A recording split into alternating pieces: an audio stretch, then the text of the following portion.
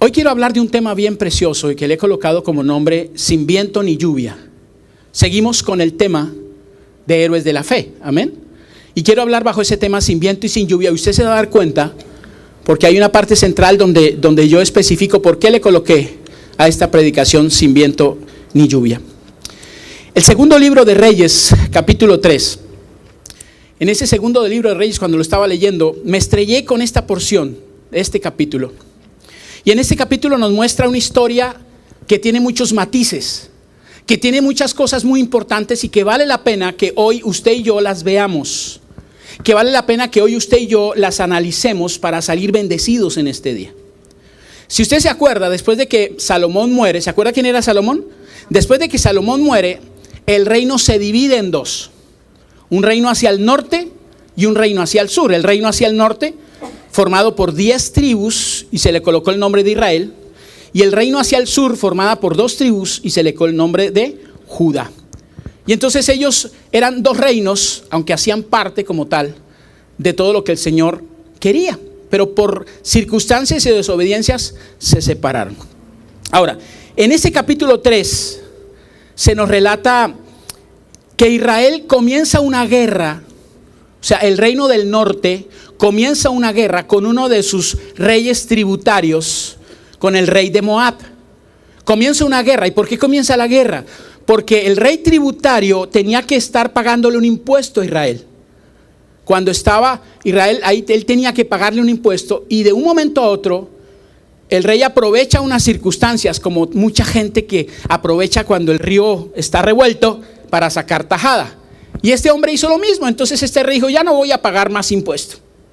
Dice el versículo 4 del segundo libro de Reyes, que están viendo 3, dice: y Mesa, rey de Moab, era criador de ovejas y pagaba al rey de Israel 100,000 corderos de lana, 100,000 corderos y lana de 100,000 carneros. Ese era el impuesto que él tenía que pagar.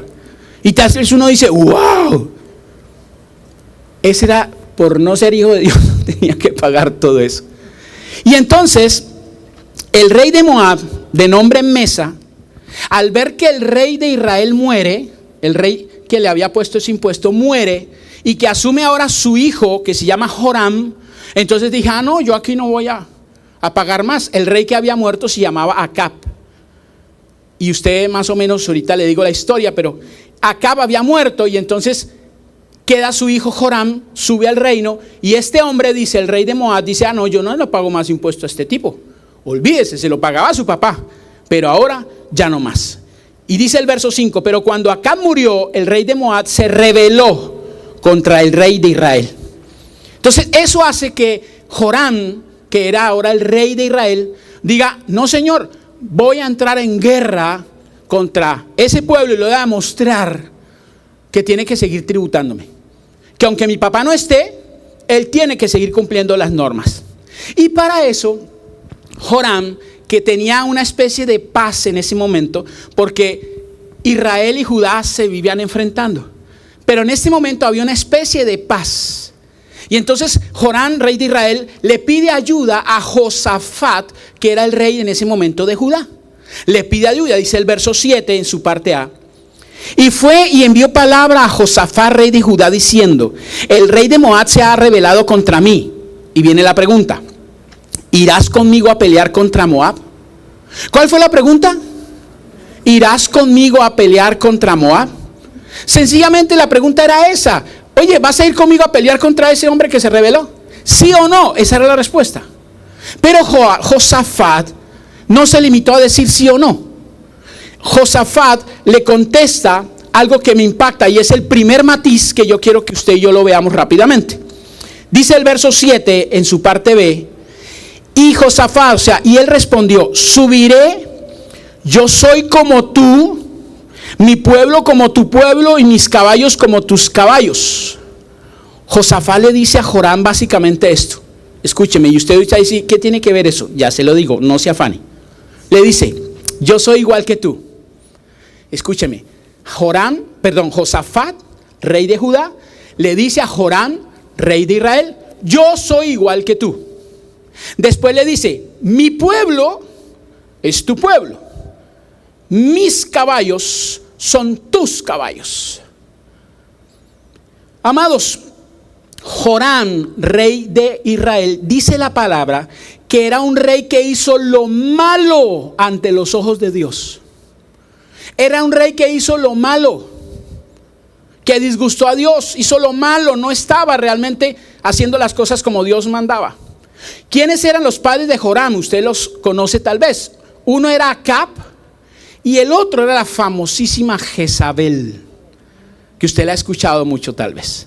Y ellos eran los padrecitos de este rey Joram. Y ahora, dice bien claro que Joram no agradó a Dios, no hacía lo bueno delante de Dios. En cambio, Josafat, dice la palabra que hizo lo bueno ante los ojos de Dios. Dice ahí en primer libro de Reyes 22:43, hizo lo bueno. Entonces, por un lado está este que fue malo para Dios, y por otro lado está este que fue ¿qué? Bueno para Dios. Entonces la pregunta es, ¿cómo Josafat se atreve a compararse con Joram? O sea, en otras palabras, ¿cómo tú que eres un hijo de Dios te comparas con un hijo del diablo? Cuando tú dices, ay, es que yo hubiese querido ser como Julanito, es que yo hubiese querido tener como Sutanito, es que yo, mire quién es ese Jutanito. Como cuando uno le decía a sus hijos, usted, mire, igualito, usted se parece mucho a su tío. ¿A cuál tío? A ese que es borracho, a ese que es mujeriego, a ese que ni siquiera tiene a Dios. ¿Cómo usted va a atar a su hijo de esa manera? Y eso nos la pasamos nosotros así. Ay, yo quisiera tener lo que ese tiene. Ay, yo quisiera tener lo que aquel. Y nosotros como hijos de Dios nos comparamos con... Y ese es un matiz que usted tiene que tener muy presente. No te compares primero con nadie. Con nadie te tienes que comparar. Tienes que ser cada día mejor para Dios y el Señor te va a colocar donde quiere que tú estés. No te compares con nadie, pero mucho menos con alguien que ni conoce de Dios, o con alguien que aún diciendo que conoce de Dios, su vida demuestra es otra cosa. Entonces es el primer matiz que yo quiero que usted entienda. ¿Con quién te vives comparando? Piénsalo un momento. ¿Con quién? Si es conmigo, tranquilo, van súper. No, mentiras. No te compares con nadie. Pero pregúntate tú allá, ¿con quién me vivo comparando?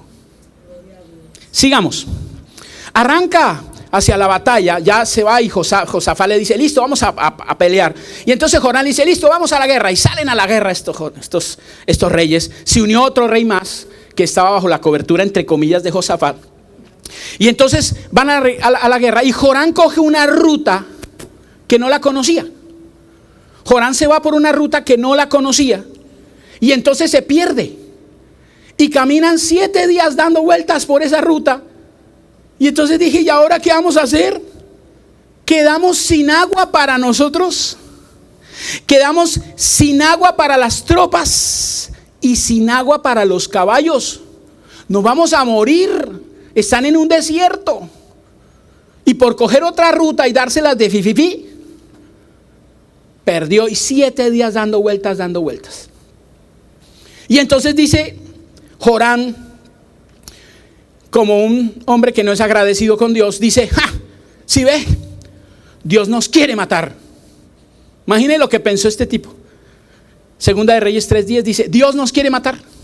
Nos quiere matar a todos nosotros. O sea, comete el error de irse por donde no debía irse. ¿Sí o no? Comete el error de irse por donde no debía irse. Se pierden. Y ahora la respuesta que da el tipo, o lo que dices, este me quiere matar, Dios me quiere matar. ¿Qué muchas veces dices tú cuando de pronto las cosas no te salen como te salen? Es que Dios no está conmigo. Es que Dios no me ama. Y siempre tratamos de decir eso y hacer ver que Dios es malo. Y eso le pasó acá. Entonces en esos momentos, escúcheme a dónde quiero llegar yo para que veamos un segundo matiz. Josafat, al ver esa situación, le dice que haga algo que no había hecho. Él, siendo un hijo de Dios como tal, consagrado, no hizo lo que debía hacer y ahora se dio cuenta que tenía que hacerlo. Entonces, ¿qué le dice a Joram? Consultemos a Dios. Busquemos un profeta y consultemos a Dios. Ahí sí se acuerda que había que consultar ¿a quién? A Dios. Y ahí aparece un segundo matiz. ¿Cuándo usted consulta a Dios? ¿Cuando ya le dio por hacer o antes de hacer? ¿Cuándo usted consulta a Dios? ¿Cuando ya se ve hasta acá o antes de empezar? Porque eso lo debía haber hecho Josafat antes de arrancar, antes de pronto decir las brutalidades que dijo, que yo soy como tú, que mi pueblo, etcétera, etcétera. Antes de eso debía haber orado, parece que no oró. Y después de eso, cuando ya llega con él y dice vamos a la guerra, debía haber dicho espera un momentico, vamos a consultar ¿qué? A Dios. Entonces la pregunta es, ¿estás consultando a Dios en cada paso de tu vida? ¿Estás consultando al Señor en cada paso que tú das? ¿O das el paso y después es que dices, ay Señor, ayúdame? Como Dios me ama, Él sabe que yo, entonces Él me respalda. Atenga si no corra. Y ese es el segundo matiz que tú tienes que entender. Pero sigamos. Como Dios siempre está pendiente de todos nosotros, Dios está pendiente de usted en cada instante. Dijo que iba a estar con usted hasta el fin. Amén, así lo dijo. Entonces, escúcheme, colocó a Eliseo, ellos se perdieron, pero colocó a Eliseo, al profeta Eliseo, lo colocó en un lugar cercano. Mire cómo es Dios de lindo. Ellos estaban perdidos, pero le colocó a Eliseo en un lugar ¿qué? Cercano, donde ellos lo podían ver, donde ellos lo podían ir a preguntar. Y entonces lo primero que dice, pues vamos, Segunda de Reyes 3, 11 y 12. Dice, vamos a consultar entonces al profeta, al hombre de Dios. Y llegan donde el hombre de Dios, y entonces Joram le dice, pues que le pregunta, y este tipo, este hombre tremendo de Dios, Eliseo, le contesta a Joram, rey de Israel, de una forma grotesca y grosera. Le contestó así, de una forma grotesca y grosera. Verso 13, en su parte A, le dice esto Eliseo. Entonces Eliseo dijo al rey de Israel, ¿qué tengo que ver con usted? Vaya a los profetas de su padre y a los profetas de su madre. Imagínese cómo le contestó al rey. ¿Qué tengo que ver con usted? Váyase a los profetas de su papá y a sus profetas de su madre. A mí no me venga a fregar. Eliseo ahí estaba hablando. ¿Se acuerdan de tiempo atrás Elías? Elías, cuando se fue a enfrentar con Acab y con la reina Jezabel, habían 450 profetas. 450 de Baal, 400 de Acera. Y entonces cuando el Señor hace su triunfo, porque fue el Señor, cuando hace su triunfo, dice la palabra que Elías mató a 450 de Baal, los degolló. Usted se imagina ese hombre karateca. Pero quedaron 400 de Acera. Y esos 400 de Acera aún los tenía Israel, y a esos les consultaba el pueblo y aún el rey. Primera de Reyes 18, 19. Por eso es que Eliseo estaba bravo. Pues vaya, consúltele a esos. Ustedes que creen ellos, a mí ¿por qué me viene a consultar? Sin embargo, Joram dice, me imagino que la insistencia de Josafat, no, ¿cómo así? Entonces Joram le dice, por favor, ayúdenos. No sea mala persona, ¿vale? Está bien, yo la embarré, pero por favor. Él le suplica. Y entonces Eliseo le dice, ok, te voy a ayudar, pero antes te digo esto. Verso 14. Y a mí me impacta este pedazo. Y Eliseo le dijo, vive el Señor de los ejércitos ante quien estoy, que si no fuera por respeto a la presencia de Josafat, rey de Judá, no lo miraría ni lo atendería. Y aquí hay un tercer matiz. Amado, tú tienes una posición ante Dios, esté donde estés. Tú tienes una posición. Por eso donde tú llegues, tú tienes que saber comportarte y saber quién está ahí. Mire que él dice, por respeto a quién, a Josafat, te voy a ayudar. Luego tú tienes que entender que donde tú vayas, donde tú estés, en el trabajo que estés, por más trabajo que sea, y que los demás te digan inconversos, por usted, Dios cuida ese trabajo también. Por usted Dios cuida esa familia.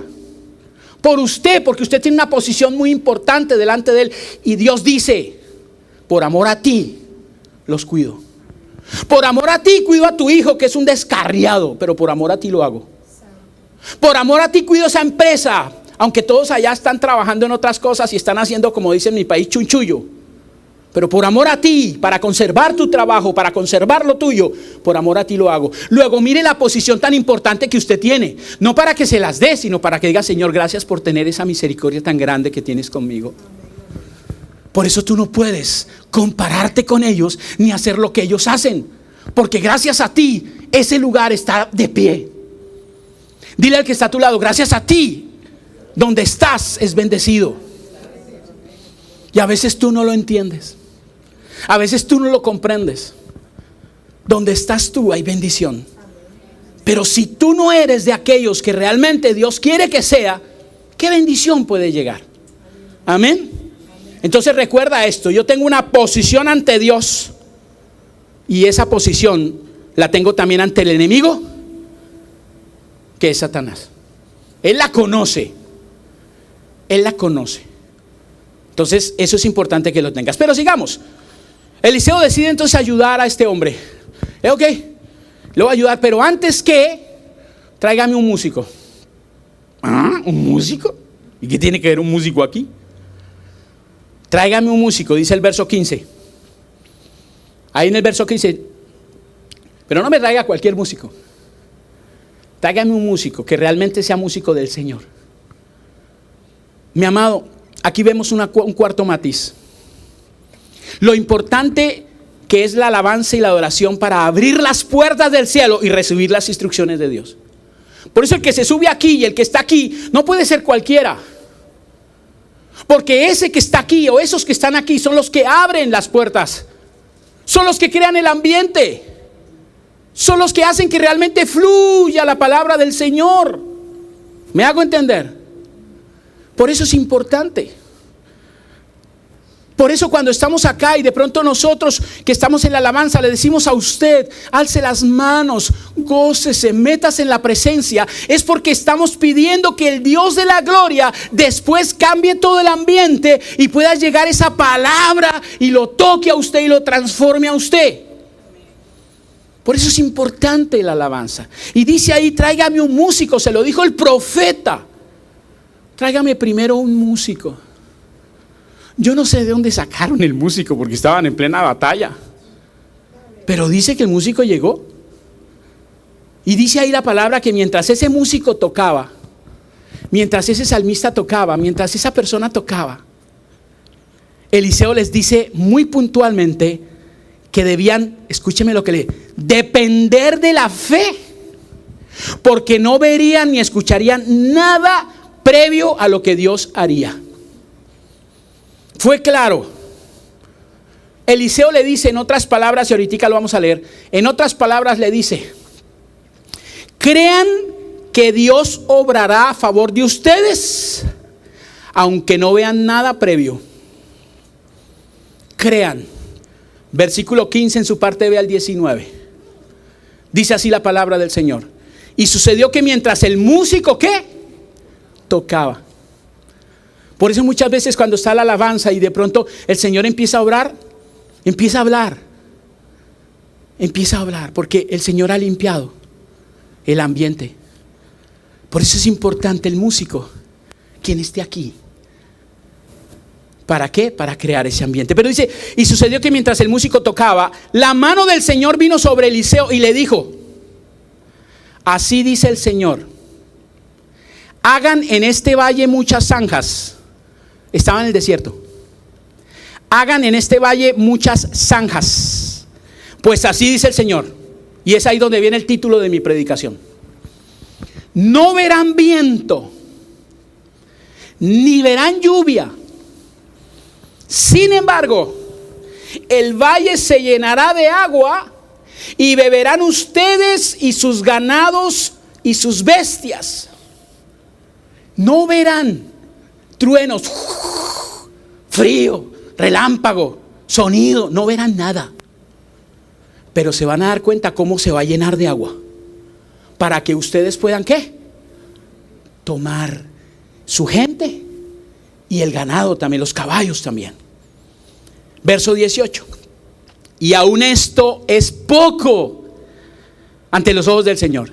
También entregará en manos de ustedes a los moabitas, y ustedes destruirán toda ciudad fortificada y toda ciudad principal, talarán todo árbol bueno, cegarán todas las fuentes de agua y dañarán con piedras todo terreno. Mientras el músico tocaba, Dios a través del profeta Eliseo lanza una palabra profética tremendo. Que ellos, los reyes, tanto el rey Josafat, que le quedaba creo que más fácil, que a Joram y al otro, tenían que creer y tenían que ejecutar. La pregunta es, ¿ellos le creerían y cumplirían? ¿Por qué? Porque esa misma noche, aquí está el quinto matiz, esa misma noche ellos tenían que ¿qué? No irse a dormir, ponerse a trabajar. ¿Qué tenían que hacer? Abrir zanjas. Abrir zanjas. Ellos tenían que hacerlo. Ellos debían esa misma noche ponerse a abrir zanjas. Tenían que hacerlo. El problema era que si no lo hacían. Ahora, dice la palabra que Dios cumplió la primera parte de esa profecía, verso 20. En el verso 20 dice: y aconteció que por la mañana, a la hora de ofrecer el sacrificio, el agua vino por el camino de Edom, y la tierra se llenó ¿de qué? De agua. La tierra se llenó de agua, y ellos pudieron ¿qué? Tomar, saciar esa sed. La sed de ellos, la sed de ¿quiénes? De los soldados, y la sed de todo el ganado. O sea, Dios les mandó una palabra profética, pero ellos tenían que creer la palabra. Les dijo: ustedes no van a ver viento, ustedes no van a ver lluvia, ustedes no van a ver nada, pero tienen que creer. Mi amado, hoy el Señor te está diciendo: tal vez tú no vas a ver muchas cosas, tal vez no vas a ver anuncios, tal vez no vas a ver pregonaciones, tal vez no van a ver cosas que la gente empiece a hablar, circunstancias, pero Dios dice que yo te lo voy a dar, te lo voy a entregar. Tú tienes que creer, hermano, aunque tus ojos no vean, aunque tus oídos no escuchen, tú tienes que creer, porque Dios está de tu lado. Dale ese aplauso al Señor. Sí, hermana, dale ese aplauso, pero tú tienes que creerlo. Hoy tú tienes que salir de este lugar diciendo: sí, Señor, yo creo, recibo esa palabra y la acepto. Ay, Señor, ¿será que sí? Hablo con gente y yo le digo: mira, el Señor te va a sacar de esto. Ay, pastor, Dios lo oiga. Ay, me provoca colgar. ¿Para qué pierdo el tiempo ahí? No, hermano. Ahora dice aquí: ahora aquí los moabitas se alistan para la batalla. Llega el otro día, se alistan todos los moabitas para la batalla. Listo, chino, vamos a pelear. Y cuando salen, ven, uy, estaba el sol ahí, y ven esa cantidad de agua, todo inundado. Pero el problema no fue eso. Lo bueno no fue eso. Es que vieron todo inundado, pero lo vieron rojo, totalmente rojo. Y ellos dijeron: ay, estos tipos se agarraron anoche. Entre los israelitas se agarraron y se mataron, y miren la cantidad de sangre que botaron. No, chicos, estamos hechos. Esa gente se mató. Ya nos toca suavecito a nosotros. Y me imagino que se relajaron. Ay, vamos suave, tranquilo, no tenemos que afanarnos. Vamos y los rematamos. Vamos y los rematamos. Dice el verso 22 y 23. Decidieron relajarse e ir a despojarlos de todas las pertenencias. Pero al llegar allá, cuando ellos llegaron allá, los israelitas se les salieron al encuentro, los enfrentaron, los atacaron, los derrotaron y cumplieron todo lo que Dios les había mandado por boca de Eliseo. Verso 24 y verso 25. Y aquí está el sexto matiz. Listo, ellos vieron ya el agua. ¿Ok? Creyeron. Esa noche tuvieron que creer para poder abrir huecos. Entonces ahí comprueba de que ellos sí lo hicieron. Al otro día se levantan, y entonces cuando viene la gente, ellos se levantan, los atacan, empiezan a ganarles, pero no se quedan ahí. El Señor dijo: usted tiene que hacer esto y esto. Entonces ahí es donde yo digo, ellos podían haber cumplido la primera parte, haber hecho zanjas, haber derrotado, pero hasta ahí, ya los derrotamos, listos, chinos, a la casa. No,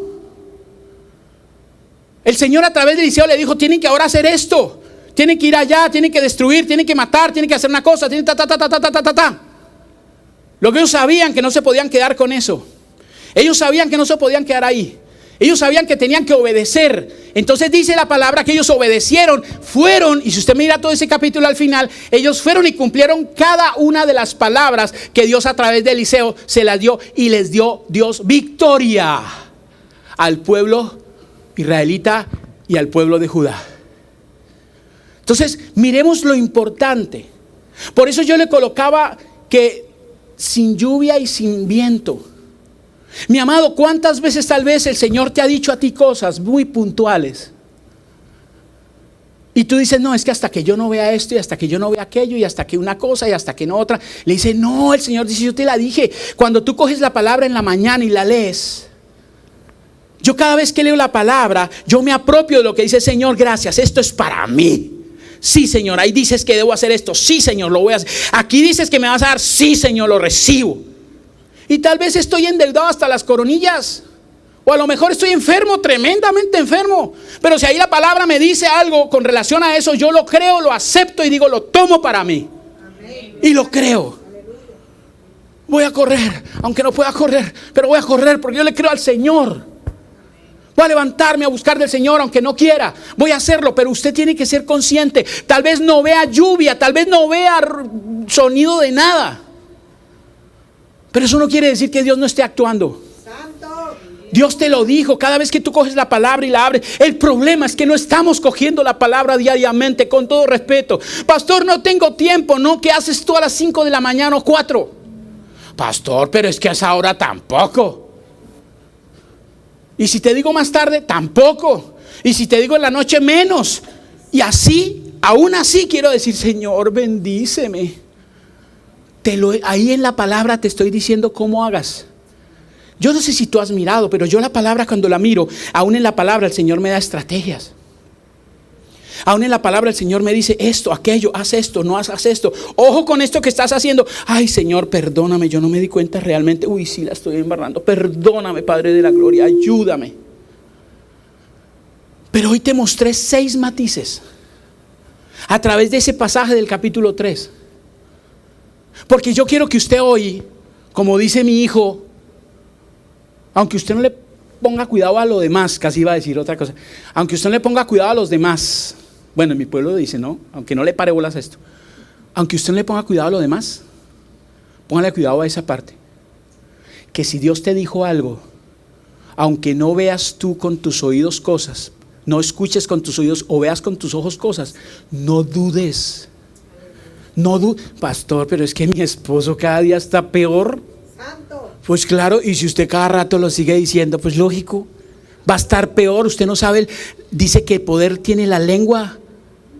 Y si usted en vez de dice que llamemos las cosas que no son como qué, como si fueran, porque así lo hace el Señor. Padre, gracias por mi esposo, gracias por mi esposa, porque es una bendecida, es una ungida. Y al momentico se embejuca el hombre o se embejuca la mujer y usted, ¡ay, hijo del diablo! Es que eso es lo que nos pasa a nosotros. 5 minutos de fe, 5 minutos de fe, 50 minutos de duda. Santo, aleluya. Y es más lo que, perdóname que digo, no voy a ofender, es más lo que rumiamos en la duda.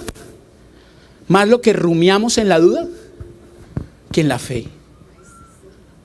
Pastor, es que ya estoy acabado, mire, Dios, ya no, ni esposo tengo en este momento. Exacto, ni esposo tiene en este momento porque Él lo quiso, está bien. Y Dios te dio la oportunidad de salir adelante y te quieres meter en otro problema.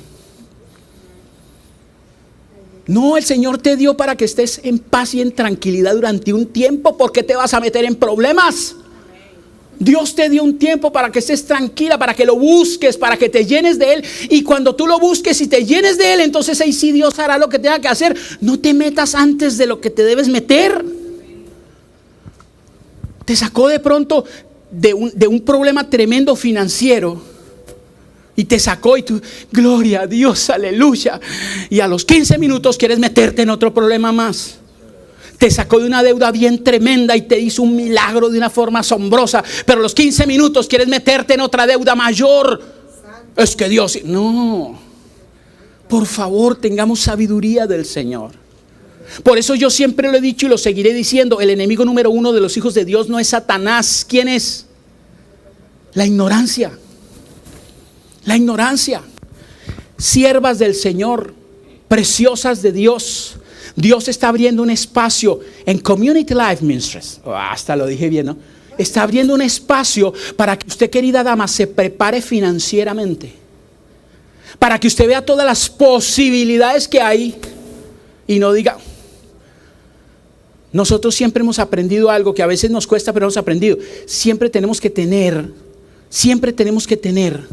un bote salvavidas. El bote principal, su trabajo principal, su acción principal, pero tiene que tener un bote salvavidas. En cualquier momento vas a tener que echar el bote salvavidas a funcionar. Y Dios quiere traer estrategias, pero no lo hacemos. Por eso te digo, varón de Dios, ven a la reunión, porque te damos también cosas que te van a bendecir. Pareja de Dios, venga. No solo lo que nos reunimos aquí a pasarla rico y sabroso y a decir, wow, llenamos la iglesia. No. Pero depende de ti, mi amado. ¿Por qué te metes en camisa de 11 varas, como decían en mi país? ¿Por qué? ¿Por qué tú eres el que sigue hundiéndote, hundiendo? Y cuando ya estás allá, ay, me estoy ahogando. El Señor dice, cabezona, está bien, ven, te saco. Aunque sé que vas a volverlo porque es tan terco, eres tan terca. Señor, tú no me amas. Que no te amo. Lo que pasa es que dice, tú no te dejas amar. Si tú te dejaras amar, me obedecerías. Te ha dicho uno, te ha dicho otro, te ha dicho esto, te ha dicho aquello. Es más, a muchos de nosotros sí vemos vientos y sí vemos lluvia. Pero aunque veamos vientos y lluvia, no le ponemos cuidado. Hasta que otros no ven viento y no ven lluvia. Empieza a llamar las cosas que no son como si fuesen. Porque estás con el Dios que es así. Con el Dios que llama a las cosas que no son como si fuesen. Esto no es poder mental, esto no es nada, esto es la palabra en acción. Esto es la palabra funcionando. Ahora depende de quién. 6 matices te di hoy. 6. Y si por casualidad se te olvidó alguno, fácil. Entra a YouTube, Community Life, regístrate ahí, ¡pum!, la campanita. Y ve lo que el Señor hoy nos dijo. Porque tú y yo lo necesitamos. Amén. Tú y yo. Y si quieres reforzar más, martes 7:30. Porque ahí hay más de Dios para ti. Cierra tus ojos, por favor. Cierra tus ojos en esta hora.